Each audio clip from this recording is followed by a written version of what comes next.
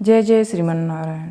मैं सीता श्रीनिवास आज आप सबको बताऊंगी रक्षाबंधन पर्व क्या है, कैसे मनाया जाता है, संपूर्ण विधि बताऊंगी। कैसे किस विधि से रक्षाबंधन का त्यौहार मनाया जाता है, किस मंत्र का उपयोग किया जाता है, कथा क्या है, प्रचलित कथा जिसके आधार पर इस रक्षाबंधन का त्यौहार मनाया जाता है।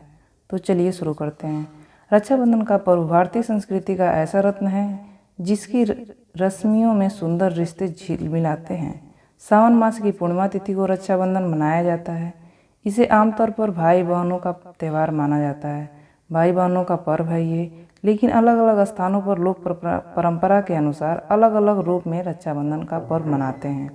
वैसे इस पर्व का संबंध रक्षा से है। जो भी आपकी रक्षा करने वाला है उसके प्रति आभार दर्शाने के लिए आप उसे रक्षा सूत्र बांध सकते हैं। भगवान श्री कृष्ण ने रक्षा सूत्र के विषय में युधिष्ठिर से कहा था कि रक्षाबंधन का त्यौहार अपनी सेना के साथ मनाओ, इससे पांडवों एवं उसकी सेना की रक्षा होगी। श्री कृष्ण ने यह भी कहा था कि रक्षा सूत्र में अद्भुत शक्ति होती है। रक्षाबंधन से संबंधित अनेक कथाएं हैं। रक्षाबंधन पर्व मनाने की क्या विधि है ये मैं आपको बताने जा रही हूँ। रक्षाबंधन के दिन सुबह भाई बहन स्नान करके भगवान की पूजा करते हैं। इसके बाद रोली, अक्षत, कुमकुम एवं दीप जलाकर थाल सजाते हैं। इस थाल में रंग बिरंगी राखियों को रखकर उसकी पूजा करते हैं।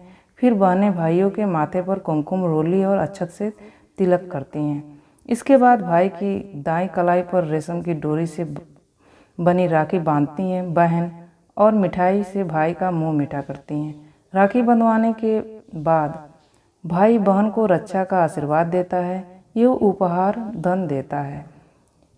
बहनें राखी बांधते समय भाई की लंबी उम्र एवं उसकी सुख उन्नति की कामना करती हैं। इस दिन बहनों के हाथ में राखी बंधवाने से भूत प्रेत एवं अन्य बाधाओं से भाई की रक्षा होती है।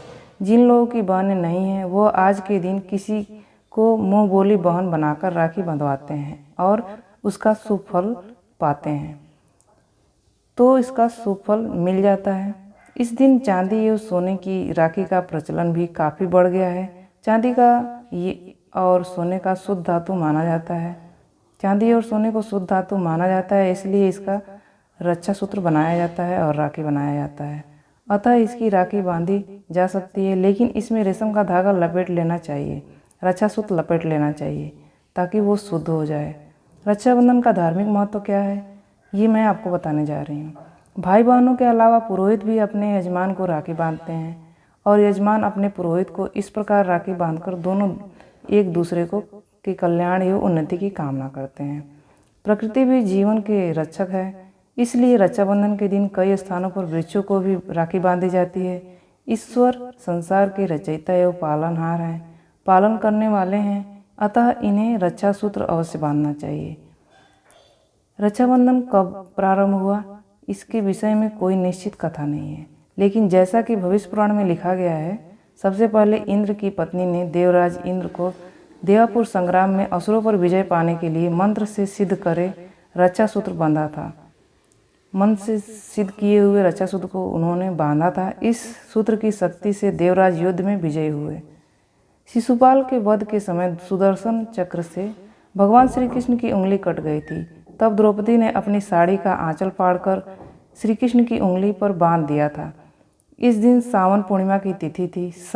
भगवान श्री कृष्ण ने द्रौपदी को वचन दिया था कि समय आने पर वह आंचल के एक एक सूत का कर्ज उतारेंगे। द्रौपदी के चीरहरण के समय श्री कृष्ण ने इसी वचन को निभाया था।